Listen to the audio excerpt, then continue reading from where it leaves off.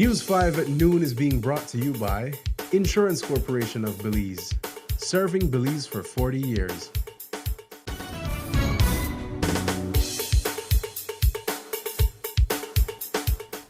Good afternoon, Belize. It's midday, and you're tuned into the news at noon, where we bring you the latest updates from around the country. I'm Misana Cayetano, and here's what's making headlines today. Gun violence claims life of 15-year-old in Belize City. Cyberbullying case collapses. Chester Williams questions police role. Government cracks down on illegal gaming and unlicensed raffles. Belmopan sewer smell prompts BWS facility tour with Mayor Kawich.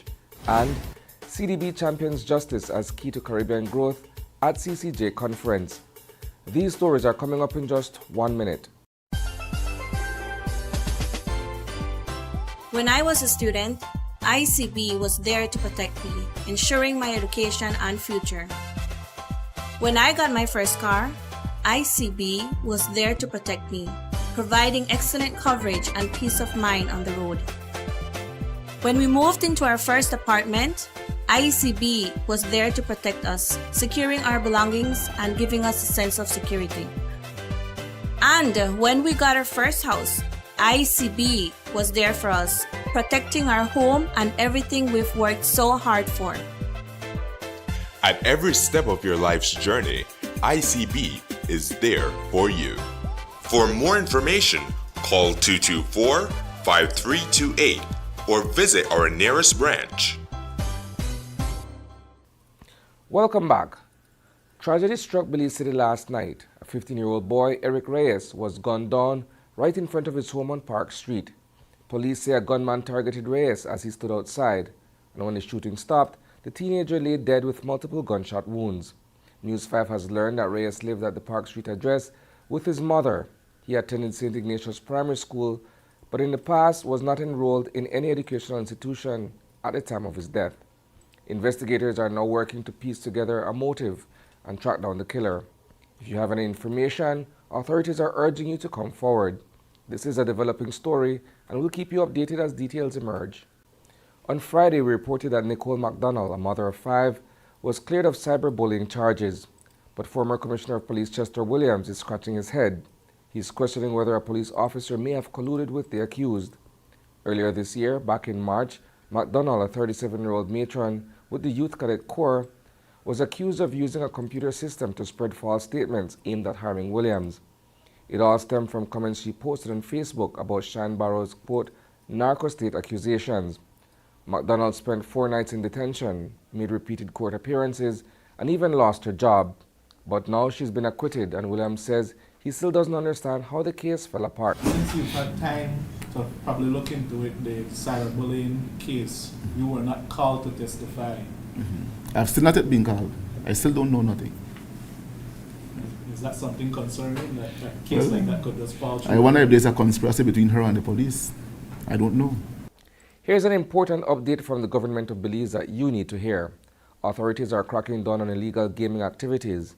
The Ministry of Investment is warning that running a gaming business, whether it's slot machines, casino tables, or poker, without a proper license, is a serious crime under Belizean law.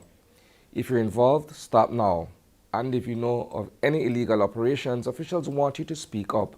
And that's not all. There's also a reminder about raffles. The Lotteries Committee says no one should be hosting a raffle or lottery without a license or official authorization. If your raffle prizes add up to $500 or more, you must apply in writing to the committee. Approved raffles will have a reference number, and that number needs to be printed on every ticket. Violating these rules could land you in court, so whether it's gaming or raffles, the bottom line is simple: follow the law. Belize Water Services is opening its doors to the media, and here's why. They want to reassure customers that the water you're drinking is safe and that their systems are top-notch. This comes after weeks of complaints from residents in the Bullfrog area of Belmopan about a strong sewer odor. BWS says the culprit was a decades-old wastewater pipe that finally gave out and had to be replaced. To clear the air, literally and figuratively, Belmopan Mayor Pablo Kawich joined a tour of the city's wastewater treatment facility and the Bullfrog lift station to see the situation firsthand. Most recent and I would say biggest concern was the the sewage smell that was specifically in this area, this lift station that is sitting beside the ring road. As I had been made aware, a portion of the infrastructure, the sewage lines that take the water from this lift station to the main treatment facility, a portion of that infrastructure had collapsed, and because of that, the pumps were not able to push the water from this lift station to the treatment plant, which is why we had to take a manual approach by trucking out the wastewater little by little to ensure that we cleaned up the overflow that was happening into the ring road drainage system. The message from BWS is simple. They're on top of it, and they're committed to keeping your water clean and your community healthy. The Caribbean Development Bank is doubling down on its commitment to justice and development across the region. Speaking at the 8th Biennial Law Conference hosted by the Caribbean Court of Justice Academy for Law, CDB's Vice President of Operations, Dr. Isaac Solomon, drove home the point. Beyond fairness, strong justice systems are the backbone for economic growth. Dr. Solomon put it perfectly when he said, quote, "Justice is the invisible engine that powers economic and social progress," end quote.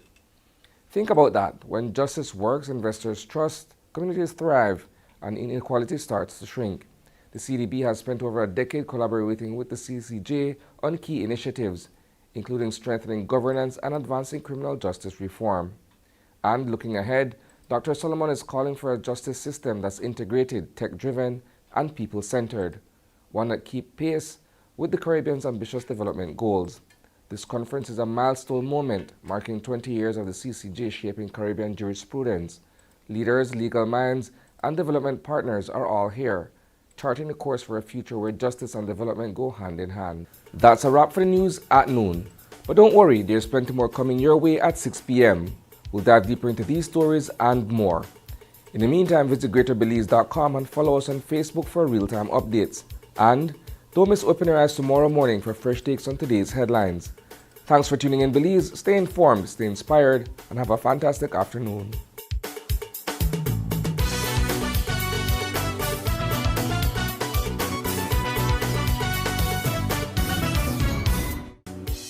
News 5 at noon was brought to you by Insurance Corporation of Belize, serving Belize for 40 years. I'm Brittany, one of the newest faces around here. My stories are heartfelt and bring a fresh perspective. On the job, there is no challenge too great. Flooded highways, raging fires, or asking tough questions. My determination and willingness to connect with people help to deliver stories that put you, our viewers, at the forefront of issues. My motto? Accurate, timely, and relevant. I am News 5.